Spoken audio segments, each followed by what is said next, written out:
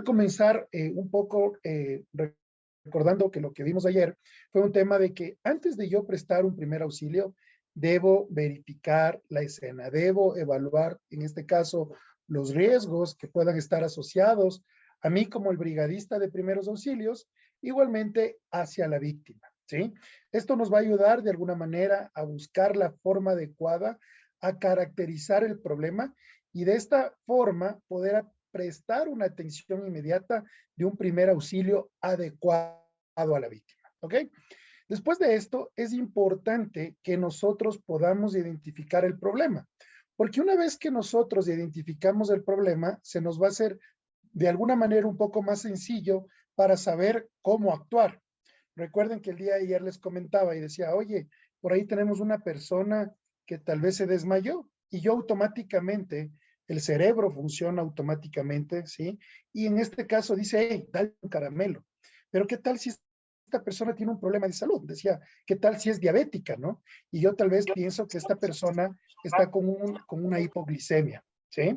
Entonces, miren lo importante en este caso, que va a ser identificar el problema, ¿sí? O muchas veces, ¿qué tal si tengo una fractura expuesta? Recordemos que las fracturas expuestas ya vamos a ver entre el día de hoy y mañana las diferentes emergencias médicas que se puedan presentar y cuál es la manera de tratarlas, ¿sí? En este caso, tengo una fractura expuesta, veo pérdida de continuidad del hueso y el cual se expone por fuera de la piel de la persona.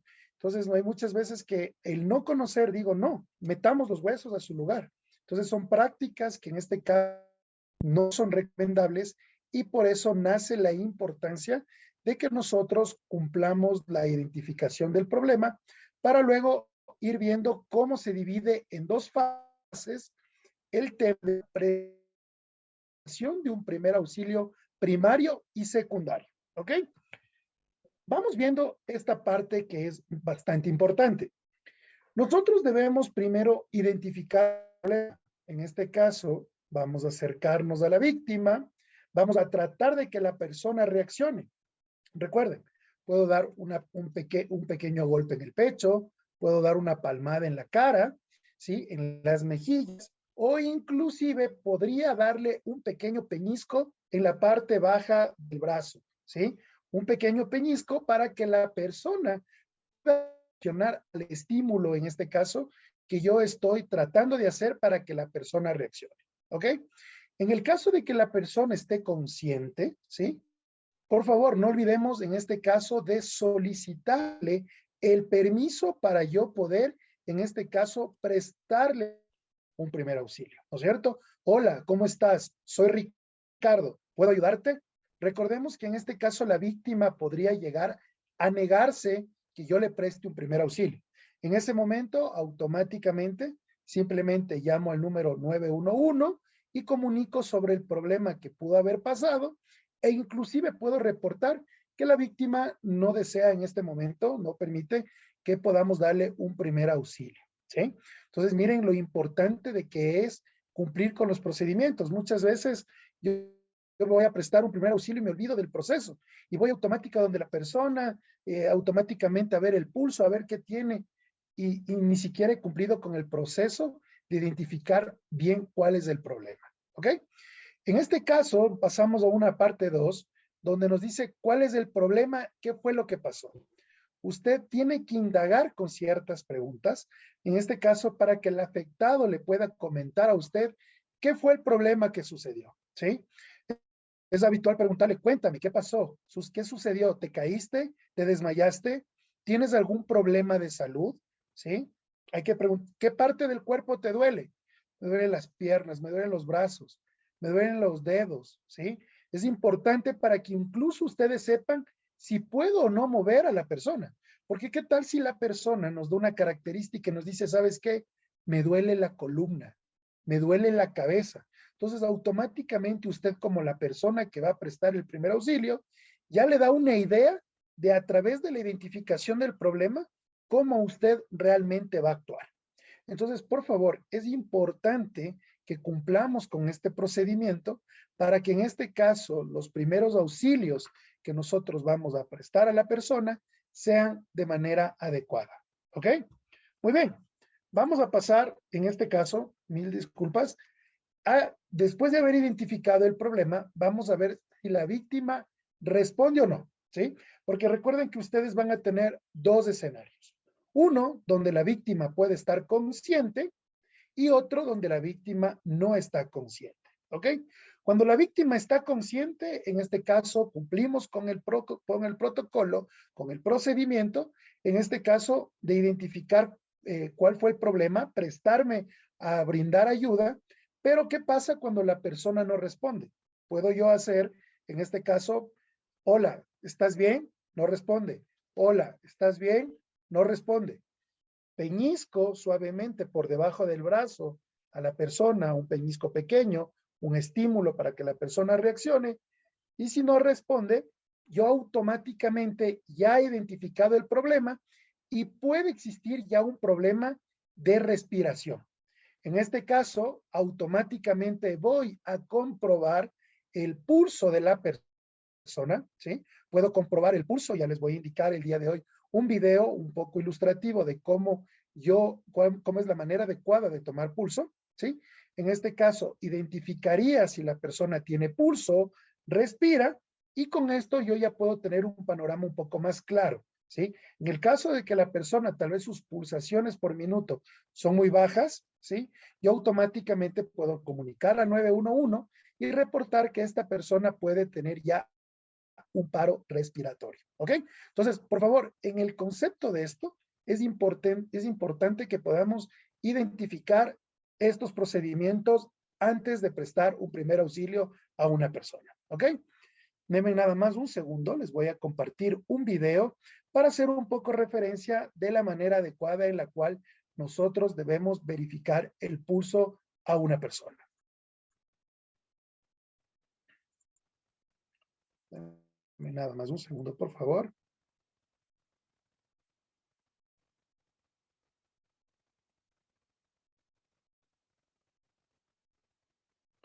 Muy bien.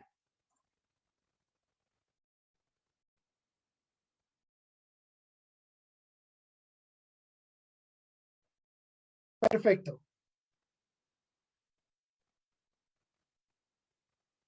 Me confirman, por favor, si pueden escuchar el audio y de igual manera el tema de la imagen. Sí. Muchas gracias.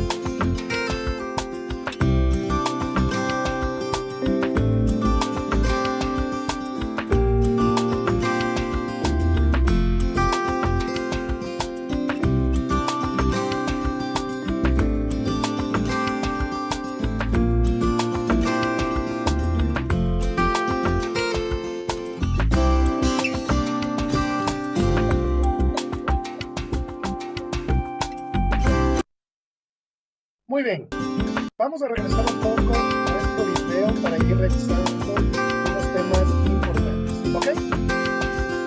Podemos tomar en este caso el pulso en el brazo, ¿no es cierto? En este caso, lo importante, ¿sí? Es tocar la muñeca de la persona con los dos dedos, con el dedo índice y en este caso con el dedo medio, ¿sí? Esto es una característica súper importante. Puedo topar, en este caso, vamos a acercarnos, miren, vamos a tener como referencia el pulgar de la persona, ¿sí? El pulgar de la persona, nos acercamos hasta el radio de la muñeca y en este caso, con el dedo índice y con el dedo medio, vamos a acercarnos y presionar para sentir la presión de la persona. He visto en algunos casos que las personas hacen esta forma de gancho, ¿sí? Cierran los dedos entre el dedo, en este caso, entre el dedo índice, ¿sí? Y cierran de esta forma, ¿sí? La cual no es una manera correcta porque recuerden que con el dedo pulgar, nos puede dar una sensación, en este caso, o podemos confundir, en este caso, las pulsaciones de la persona con nuestro propio pulso. Entonces, por eso es importante que en este caso nosotros identifiquemos, ¿sí?, el dedo pulgar de la persona, vamos hacia el radio y hacemos presión con el dedo índice y el dedo medio para poder comprobar el pulso de la persona. Esto lo haríamos a nivel de brazo. Este es uno de los pulsos un poquito más complicados que se puede de alguna manera sentirlo, porque como les decía, puede confundirse con nuestro propio pulso, ¿ok? Miremos aquí la imagen, ¿sí? Dedo índice y dedo medio, y sentimos el pulso de la persona, ¿ok? Uno de los pulsos que de mejor sensación se puede tener es en el del cuello, en la carótida, ¿sí? En este caso, siempre vamos a ubicarnos, ¿sí? En este caso, tengamos como una referencia la manzana de Adán.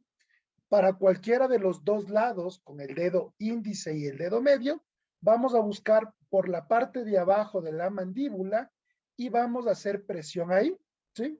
Entonces, si ustedes ahorita están en su casa, podemos hacer el ejercicio.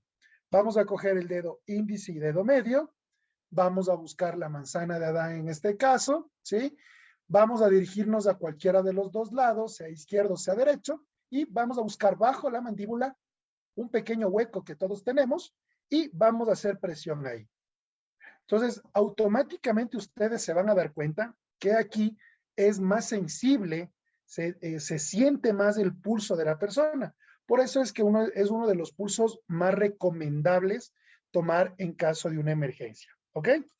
Ahora, ¿qué es importante mencionar?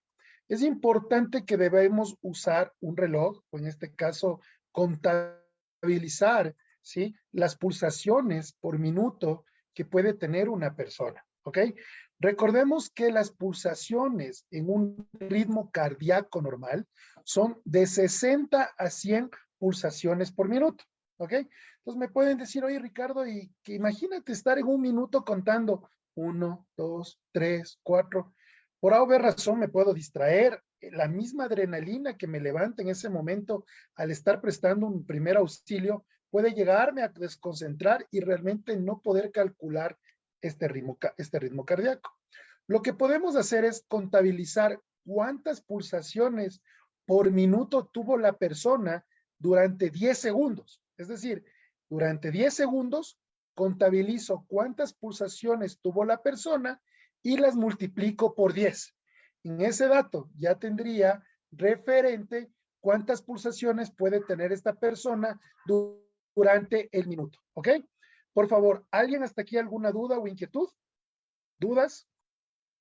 ¿Está claro? Muy bien. Recordemos, las pulsaciones por minuto deben ser de 60 a 100. Puede ser que tome un pulso a nivel del radio, en la muñeca o directamente en la carótida, ¿sí? Recordemos que podemos cumplir una fórmula que nos ayudará a disminuir, contabilizar durante un minuto, simplemente contabilizando durante 10 segundos cuántas pulsaciones tuvo la persona y esto multiplicamos por 10. Y en ese rato ya tendremos un valor específico del pulso de la persona. Ahora, ¿qué pasa en este caso si el pulso de la persona ya es inferior a las 60 pulsaciones por minuto?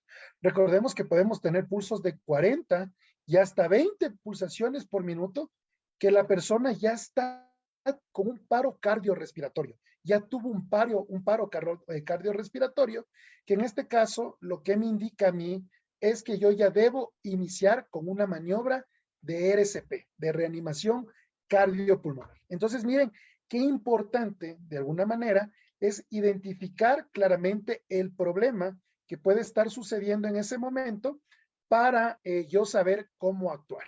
¿Ok? Por favor, ¿dudas hasta aquí? ¿Alguna inquietud? Muy bien. Sí, una consulta. Claro, claro que sí, Marta, te escucho. Para una persona mayor, por decir de unos 65 en adelante, que está enferma, ¿Es lo mismo las pulsaciones que de un adulto de 60 a 100?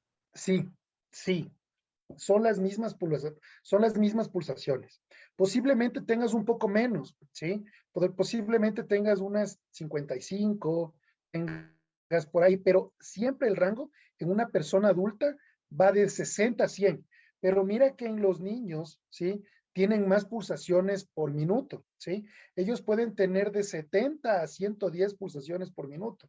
Puedes encontrarte en niños con este caso, ¿sí? Pero en adultos, un rango que siempre va a ser un rango normal, va a ser de 60 a 100.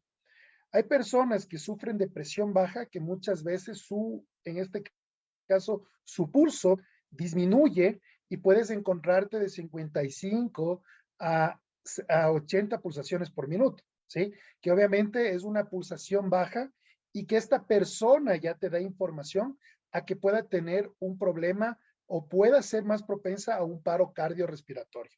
Entonces, miren lo importante que realmente es identificar bien el pulso de la persona. Entonces, ha habido casos que en las emergencias médicas realmente sí es un poco complicado tomar el pulso de la persona, porque imagínense, van a estar, tal vez está en la calle, existen vehículos, hay la gente que está amontonada, está gritando, y yo realmente detenerme a sentir el pulso de la persona con los nervios que puedo tener en ese momento, a veces complica tomar un dato exacto, ¿sí?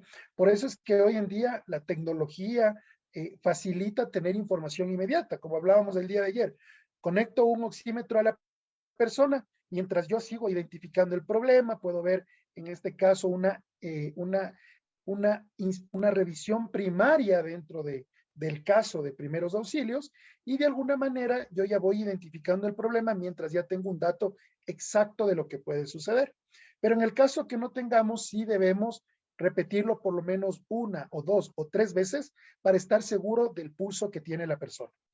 Les comento, a mí me ha pasado casos, ¿sí? Donde realmente hemos ido a tomar el pulso de la persona, he contabilizado un pulso, he pasado una segunda vez, he contado otro pulso y a la tercera vez he contado otro pulso. Entonces, miren cómo de alguna manera es importante que en este caso la persona que presta primeros auxilios esté de una manera realmente tranquila para que pueda hacer la estrategia. ¿Ok? ¿Alguna otra pregunta, por favor? Sí, dentro del chat Jenny nos dice, disculpe, ¿en niños varía también el número de pulsaciones? Recuerden lo que decíamos, en pulsaciones en niño aumenta el ritmo cardíaco. En este caso podríamos tener de 60 a más de 100 pulsaciones por minuto, ¿sí? En los niños por lo general, o inclusive en los superatletas, llamemos a una persona, tal vez un Richard Carapaz, pongamos un ejemplo. Las pulsaciones por minuto que tienen estos superatletas a veces son superiores a las 60 pulsaciones por minuto. Ellos tienen pulsaciones porque su corazón está entrenado de alguna manera de esa forma, son súper deportistas, donde ellos tienen pulsaciones mucho más altas, ¿sí? Entonces miren cómo de alguna manera puede variar. Pero siempre el panorama, en este caso, es importante que identifiquemos que va de 60 a 100 pulsaciones por minuto para saber que esta persona está en un estado óptimo. Si tiene menos de estas pulsaciones por minuto, ya automáticamente nosotros debemos pensar que esta persona puede tener posibles problemas respiratorios. ¿Ok? ¿Estamos claros, por favor? ¿Alguna duda, alguna inquietud? ¿Dudas? Perfecto. Muy bien. Avanzamos. Es importante saber cuándo vamos a llamar al número de emergencias, porque a veces nosotros decimos, oye, hay un desmayado al número de emergencias, ¿sí? Debemos realmente llamar a un número de emergencias cuando después de identificar el problema, conozcamos que existe riesgo para esta persona. Ejemplo, identificamos que no tiene pulso esta persona. No debo dudar en ese momento en llamar al número de emergencias. Cuando la persona tiene lesiones a nivel de cabeza, a nivel de piernas, puede tener fracturas, puede tener en este caso incluso hemorragias, ¿sí? O desprendimiento de cualquiera de las partes del cuerpo, ¿sí? Mutilaciones, etcétera. Yo automáticamente debo llamar al número de emergencias. Adicional a esto, también cuando no estás seguro cómo actuar. Muchas veces, como justamente nos contaba Violeta el día de ayer, si recuerdan, nos comentaba que a través de la línea le comunicaron con un médico y de alguna manera le iba dando lineamientos para poder estabilizar a la persona.